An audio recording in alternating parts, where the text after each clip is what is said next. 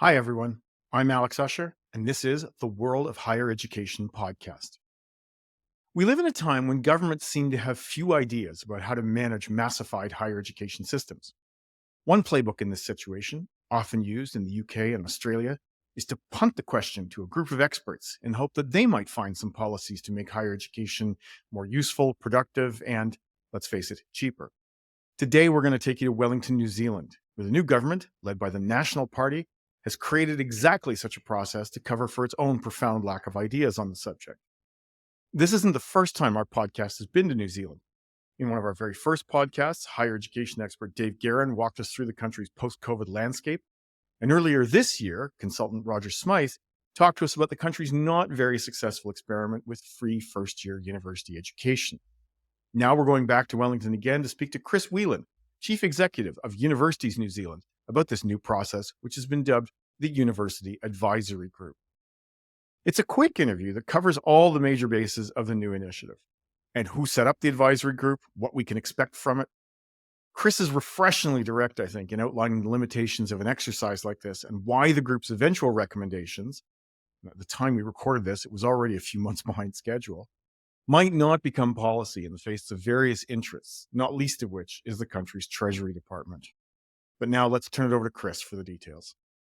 So, Chris, the new government in New Zealand is just past its 1-year anniversary. Could you take us back maybe just before the last election, though, to 2023? What was the state of New Zealand post-secondary education then? How well were institutions doing financially?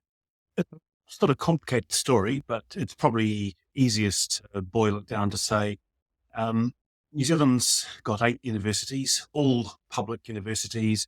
About 70% of our funding is either from government or controlled through regulation by government. The biggest challenge that we were facing was a long run decline in that government funding. So we'd had an issue of about 19% between 2019 and 2023, but government funding had only gone up by 9% over that period, leaving universities with quite a big hole to fill. We'd, of course, been through COVID. We were one of a number of countries that closed our borders. So we'd seen a significant drop in international student numbers. Ironically, we'd seen an offsetting increase in domestic student numbers. About 10% of our young people, our school leavers, tend to go overseas to do their university studies, and they couldn't when borders were closed. So universities were kind of okay in 2020 and 2021. It was 2022 when borders reopened. We suddenly saw domestic students going overseas, and we were down at about 35% of our pre-COVID international student numbers. Government funding hadn't kept up. So for the first time, and as long as I've got records, 6 of our 8 universities made losses, and really started quite a long process of doing some quite serious cost cutting and talking to government about what the long-term future looks like. But that didn't end up as a feature of the election campaign in 2023, is my understanding. That wasn't really something it wasn't big enough of a deal to make the, to make the headlines, to make anybody make any promises. So when the new government came in, the National Party-led government, what were their priorities around higher education? So what were the commitments, if any, had they made to universities in the run-up to the election? Almost none. So the previous government, the Ardern government, had actually recognised it was going to be an election issue. They'd announced some term increase in funding, equivalent of about $120, $140 million. It was basically going to tide us through for what they'd announced at the same time, which was going to be a higher education funding review to be carried out at some point after the election. Of course, the government changed, and so it wasn't a big election issue. The incoming coalition government, made up of 3 parties, had almost nothing actually about higher education. Big focus on the compulsory education, so primary and secondary level education. They really wanted to significantly lift achievement in that end. They wanted to walk back a lot of reforms that had been done to vocational education. But about the only thing they actually had in their higher education policy was one of the parties got into the government's coalition agreement that there would be free speech policies required of all universities. And that was it. That was it. Okay. So fast forward a year, and the government wants to create something called a university advisory group. And I take it this is a kind of this isn't a million miles from the university's accord in Australia, right? Take a hard problem and punt it to a group of experts. I mean, is that right? Is that what the government is expecting? Something like the university's accord? Broadly, yes. So, as you say, new government came in. The previous government had committed to a higher education funding review. The new government turned that into the universities, turned it into a two-pronged process. They set up two advisory groups, one to advise on the science system in New Zealand and one to advise on the university system in New Zealand. So both of them chaired by the same person, Sir Peter Gluckman, who will be reasonably well known for, he's had obviously a number of very high profile international roles, as well as having been New Zealand's chief science advisor to the Prime Minister. Basically, both reviews were to broadly run in parallel. The science system review was to report before the university system review, because it was expected that the settings around the science system and research investment generally, should inform the shape of the university review. Both reviews had, fairly ambitious timeframes. So the science system review was to have completed by October this year, with an interim report leading to a final report by now. In fact, we haven't yet seen the interim report. The university's advisory group was on a slightly longer time frame with an intention it would report by around February or March next year, with the expectation there'd be at least two interim reports, one back around about July, another one around about October. We haven't yet seen the first report. So, we know we've got some sense of roughly the sort of things that are in them. We know that the science system report is looking at the kind of the architecture of New Zealand's science system, which hasn't really been looked at in detail probably for about 30 years, and is not unreasonably pointing out that, it's structurally baked in some science and research priorities that were certainly flavor of the day in the 1990s, don't necessarily reflect some of the priorities of the world now. The university's advisory group, the initial report is much more around what's the problem definition. What are they sort of seeing or hearing from extensive consultations, submissions, and feedback? And we're picking up some sort of key themes around that at the moment. So well, it's interesting you say that they're consulting widely about what the problem is. The university's accord, like many of the briefs that we've seen out of Australia or UK over the last couple decades, government's usually pretty directive about, we want you to look into these specific issues. Was the UAG's brief really that wide? Just go look at universities? And I guess the second question is, who's on this who's on this group? Like, is it a dozen? Is it half a dozen? Or is it, as is often the case in the UK, is it just this one chief inquirer who's writing this more or less on his own brief? No, it's an advisory group of 8 people. They're generally very well known, people with a long history with the sector, or who have had high profile roles around, say, the public sector in New Zealand. Chaired by Sir Peter Gluckman, Deputy Chair Alistair McCormick, who has been Deputy Chair of our Tertiary Education Commission, but prior to that was a Dean of, I think, business at one of our larger universities. So, good academic background. We've got ex-vice chancellor on there. We've got a current university chancellor on there. It's that kind of group. Mhm.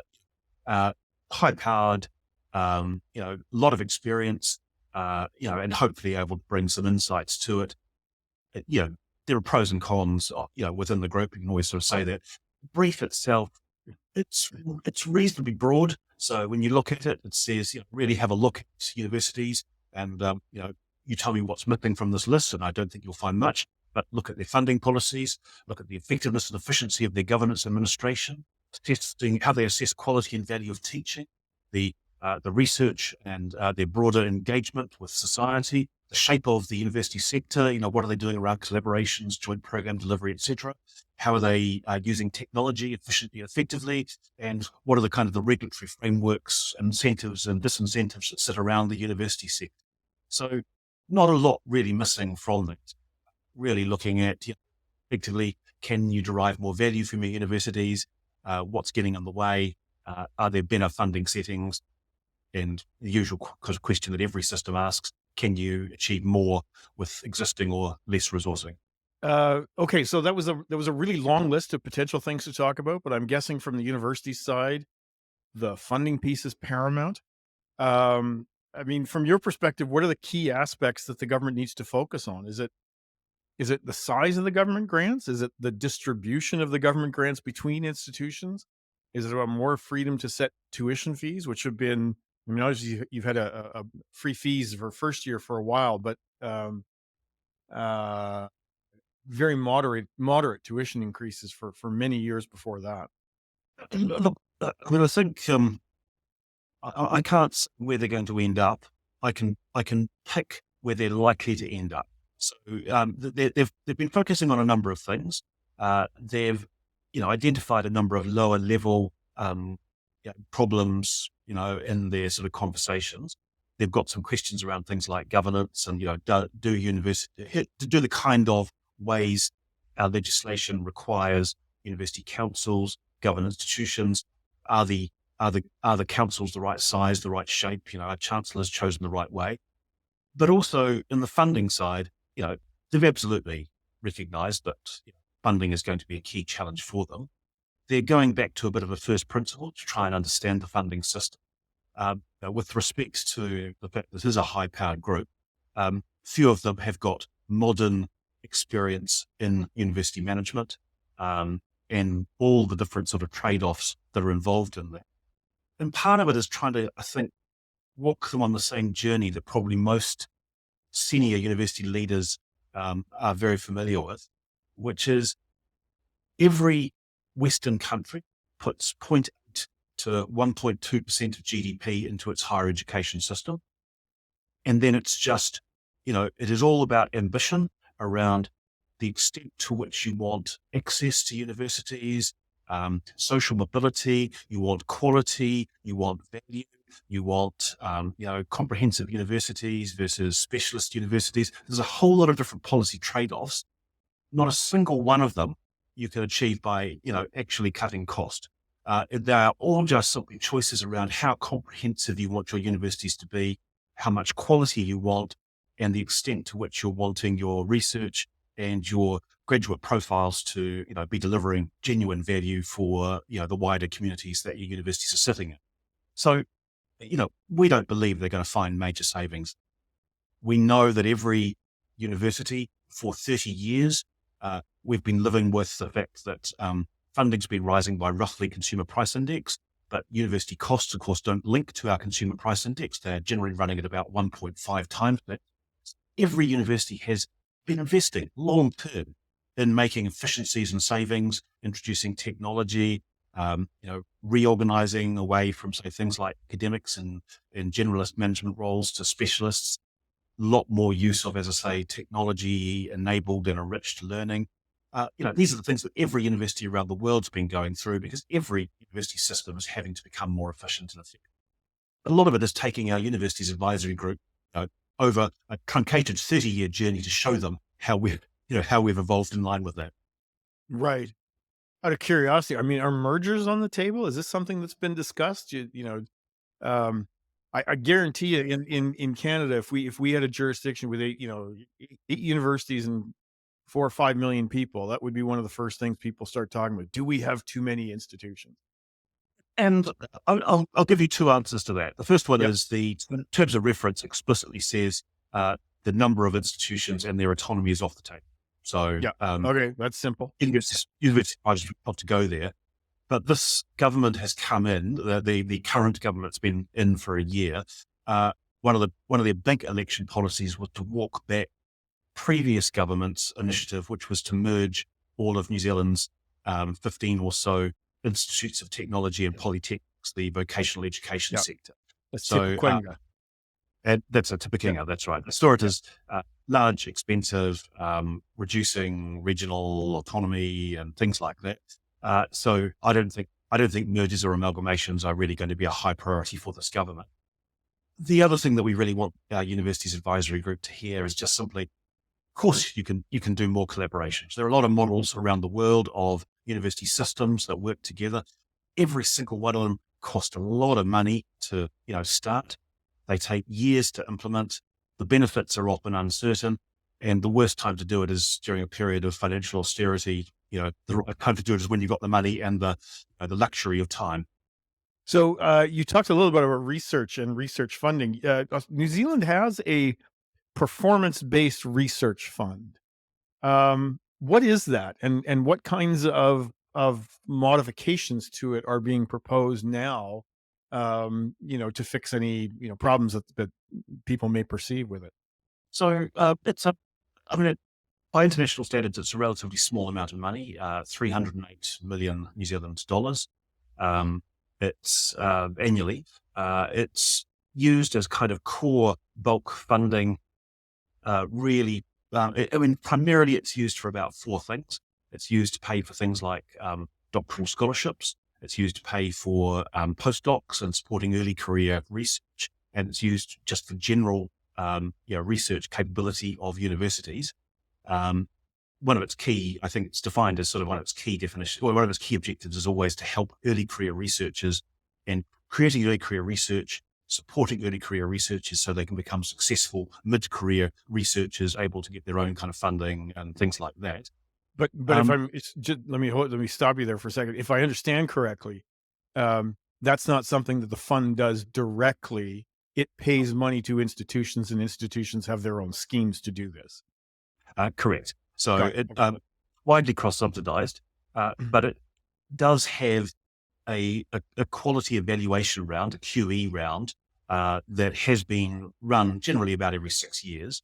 And what it does is it effectively has every research active academic submit a portfolio, costs about 40 or $50 million every, as I say, 6 or so years. And the idea is to basically, assess quality of researchers and research, and then it tweaks the how $310 million roughly is allocated across the 8 universities. And I think the last quality evaluation round might have seen about $11 million actually shift between institutions. So, Right. a lot of It's money. pretty stable. Well, yeah, pretty stable. Yeah, and if I'm correct, this is the method you're describing is actually not that different from what they call the research excellence framework in the UK, or research assessment exercise it used to be called. So, is anyone upset with this? Do people just say, "Hey, that's a lot of money," given that it's not changing very much from year to year? Like, what's the critique of this program? So PBRF fund itself is massively valuable. And, the university sector here would argue it could and should be doubled. And it would, because basically it's the feeder for the entire research system, the thing that's used to support, people into doctorates, through doctorates, into early career research, supports a lot of quite impactful investigator led fundamental research. It's a good thing. The problem has been the quality evaluation round is expensive. It's- It causes, it takes a moderate amount of work for every academic to prepare portfolios. It's not clear for what is now quite a stable system. It's not clear that the effort justifies the time and money that goes into it. So, and in this day and age, our argument is there's probably many simpler ways where you can assess impact and value of what you're getting from universities in their, investment and research system. So, looking ahead, I mean, this is always an issue with when you punt things to experts. Sometimes the experts come back with recommendations the government doesn't like. And so, yes, there are examples of these kinds of profile, mainly in the UK. So Deering and Brown, where the government just said, "Yep, we're doing that, and we're going to implement 90% of it, and we're doing it very quickly." I think what we're seeing in Australia right now is the government slow walking a fair bit of what was recommended because it wasn't really, I don't know if it was outside their comfort zone or it's too difficult to implement or whatever it is. What's your? I mean, You've talked about the delays in the UAG, which I don't know if that represents a separate source of difficulty or presages difficulty, but how likely is it that a group like this is going to come up with a set of recommendations that government's likely um, to accept? Like how confident are you that the results of this, good or bad, will actually make it into policy?